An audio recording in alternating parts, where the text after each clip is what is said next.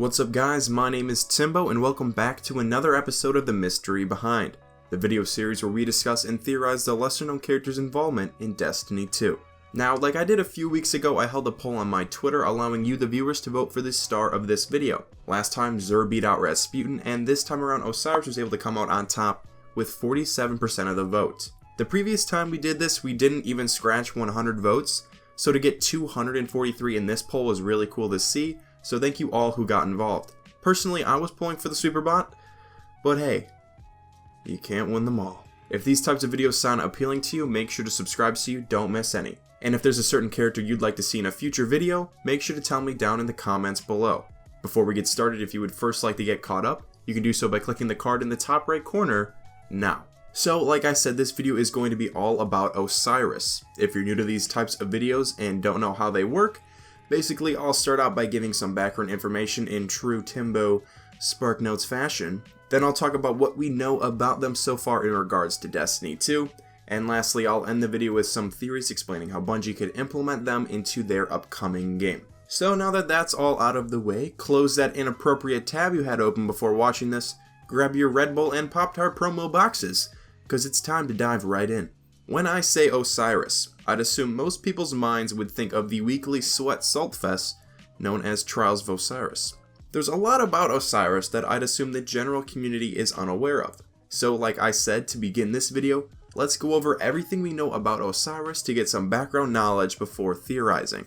The warlock Osiris at one point in his life was a respected warrior. He's most known for being a veteran of 6 fronts, a battle where 4 groups of titans protected the city's walls against 6 enemy attacks. This battle is what inspired the titan insignia, a hexagon, a shape with 6 sides representing the 6 enemy approaches, cut into 4 pieces representing the 4 titan orders.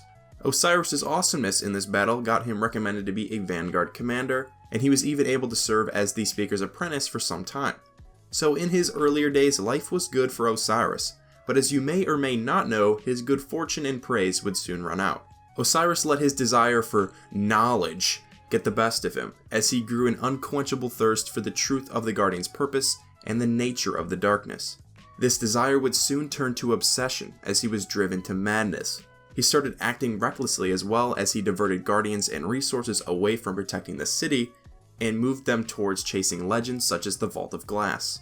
It's not certain, but it's implied pretty strongly that Guardians such as Khabar and Praedyth were some of these Guardians Osiris led into the Vault.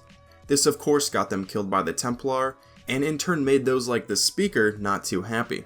After events like these and others, the Speaker grew salty AF, fearing that Osiris was just as obsessed with the Vex as Toland was with the Hive, and had no choice but to exile him. Since then, Osiris' exact whereabouts have been unknown. He has popped in and out sometimes, appearing to characters such as the Queen of the Reef, Eris Morn, and even our good old friends from last week's episode, the Nine. The Speaker noted that he formed a cultish personality, which can be seen clearly through some Sunbreaker Titans and more notably Brother Vance, one of his supposed many disciples. And while we see him in the Vestian outpost, Osiris is still out there doing something mysterious no doubt, most likely Vex related. In the lighthouse there's a secret room that Osiris obviously stayed at one point, but he's clearly not there anymore. And while we're on mystery, it's important to note that Osiris has been said to be too close to understanding the Vex. He prophesies the coming of Oryx, and has claimed that he is at once alive and dead. This and more relates him to the one he was based off of, the Egyptian god Osiris, who is the god of death, life, and resurrection. So basically, ever since Osiris has been exiled, he's been up to some crazy shiz. There are connections such as Brother Vance and the Trials that draw us closer to him, but any concrete evidence as to where he is and what he's doing is unknown. With that being said, everything I'm going to bring up here is just a theory and by no means is factually correct. Some things might be true, some might not, and others might be a combination of both. As always, I invite you to all let me know what you think of these theories, as well as tell me your own. What I want to start with is a more minute point, and that is the Trials of Osiris. As confirmed, Trials of Osiris will no longer be in Destiny 2, instead the altered game mode will be called Trials of the Nine. We've already stated that Osiris has connected with the Nine at one point, so I see it completely possible that the quote-unquote torch can be passed to them as Osiris comes more into the story. The trials were about recruiting guardians to join his cause, so I find it entirely plausible that he's done testing and is ready to start actually doing things. As for the 9, not much can really be said about them here. I've already made 2 videos on them and there's nothing here that challenges the things that I said in those videos, so I'm just going to move on. The thing that I find so interesting about Osiris is the amount of notoriety he has compared to the other characters I've made videos on. Unlike those I made on the Stranger, or Eris Morn, or the Queen and her brother, this character will no doubt, in my opinion, be in Destiny 2. So all of a sudden, it's not a matter of if, it's a matter of how. How will Osiris be implemented into Destiny 2? It's pretty clear through the game's expansion pass that he is at the forefront of Destiny 2's first expansion in winter of this year. The question is, what will the expansion be about? If you're looking and basing it off of Destiny 1, then you'd assume that the expansion will be completely separate from the base game in terms of enemy and plot, which immediately throws a lot of the possible theories out of the window. However, there was a comment that came out recently from Activision CEO Eric Hirschberg that makes me feel like this won't be the case. He said this: "Destiny is so engaging that the follow-up content is almost as important, if not more important, as the main game." With this information, there are many people out there assuming that Destiny 2's base campaign will be more connected to its DLCs than it has been in the past. So it's possible that Osiris is in some ways involved with the story of Gaul and the Red Legion's invasion of the tower. And if this is true, then there's a pretty easy way to tie him into the story. As it's been made evidently clear by now, at the beginning of Destiny 2, Gaul cripples the Traveler and takes away the player's light. However, what is not made clear is how we get those abilities back.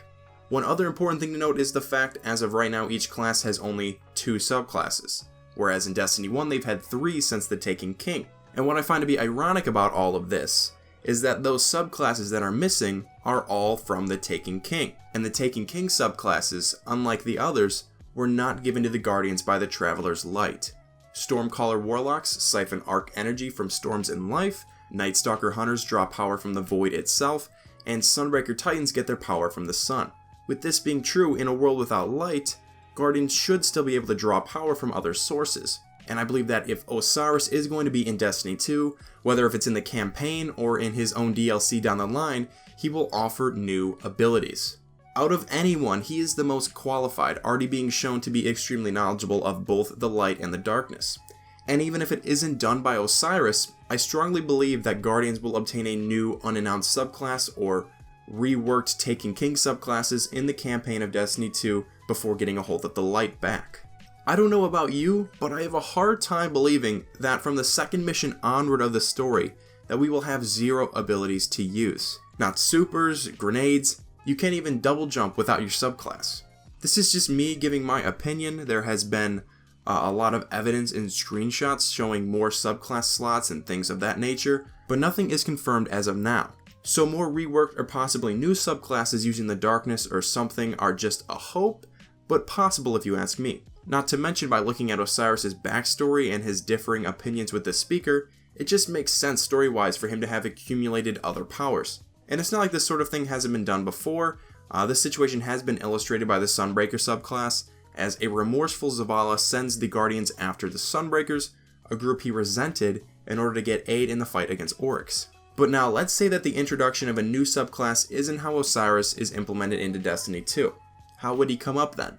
Well, there's actually a few different ways he can come back into the picture. The first 2 ways I can think of are actually ideas I've already talked about. In my Stranger video, I talked about the Vex side of things, as Gaul tries to blow up the sun, and Osiris comes into the story that way with the Stranger, reverse in time, and all this other complicated stuff. And I also brought it up in my video, The True Villain of Destiny 2, this time talking about the Consul. For that theory to work, the speaker needed to be the Consul. Either that or the Light and the Traveler can't be as good as we originally thought, and so Osiris comes into the story to take down the speaker, someone he doesn't like.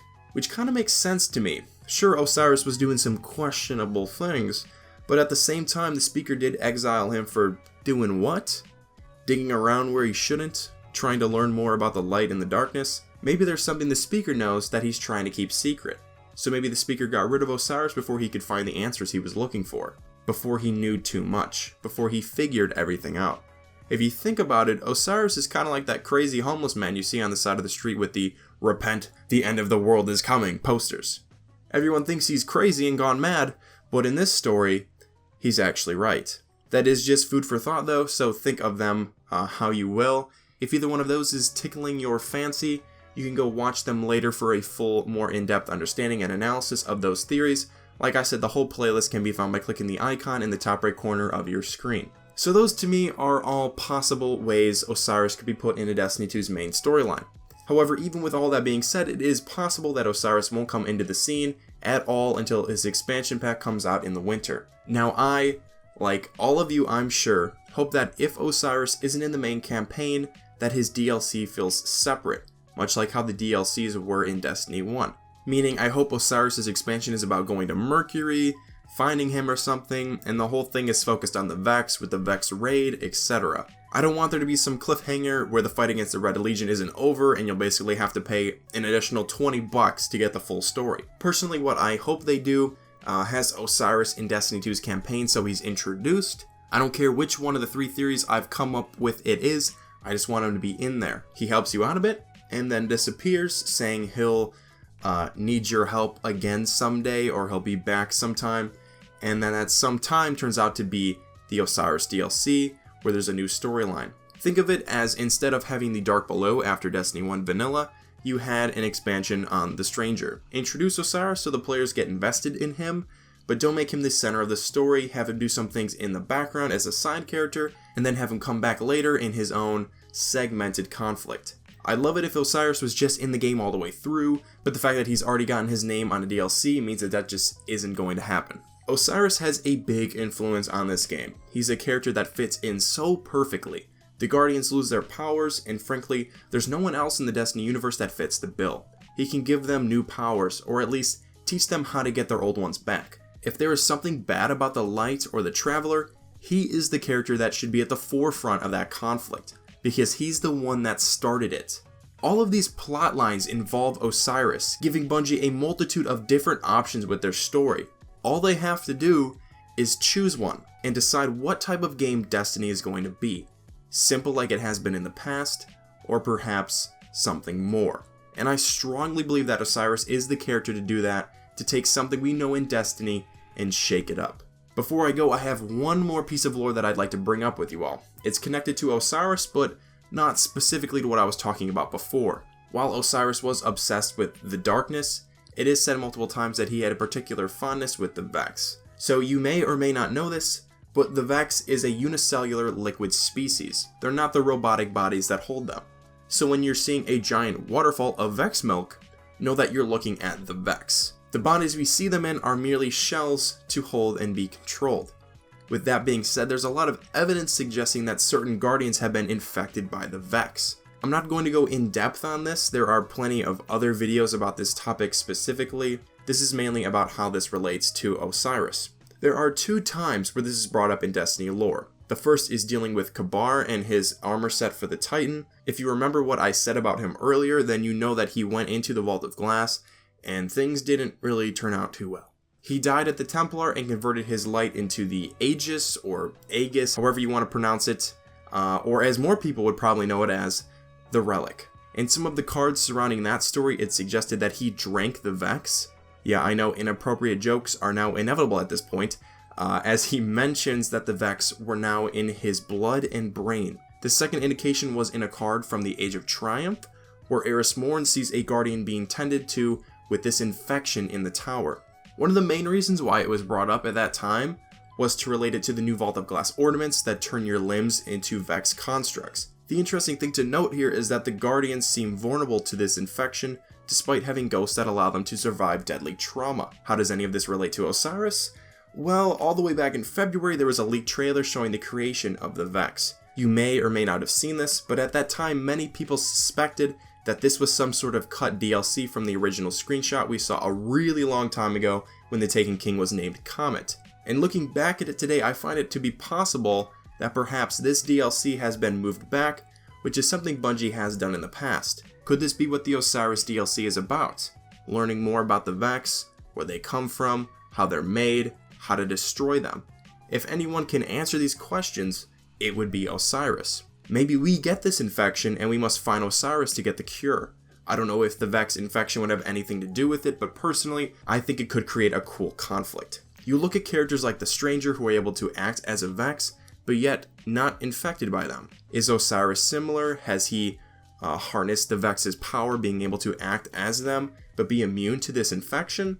I guess only time will tell, but if you ask me, Osiris is set up to teach us many different topics, so I hope that he comes with some new abilities. Him being on opposing sides could lead us to discover new powers that the likes of the Speaker would never go after. But that's what I've got for you on Osiris. In the comments below, make sure to tell me what you think. How will Osiris come into Destiny 2? Will he appear in the main storyline, or will he be held off until his DLC comes out in the winter? And when he does appear, what will his purpose be? What has he been up to all this time away from the tower and the light? Feel free to tell me who you want to see next week. There's only a handful of Fridays left before Destiny 2 comes out, so episodes left in the series is limited. Make sure to leave a like if you enjoyed, subscribe if you're new. Thank you all so much for watching, and as always, I'll see you in the next one.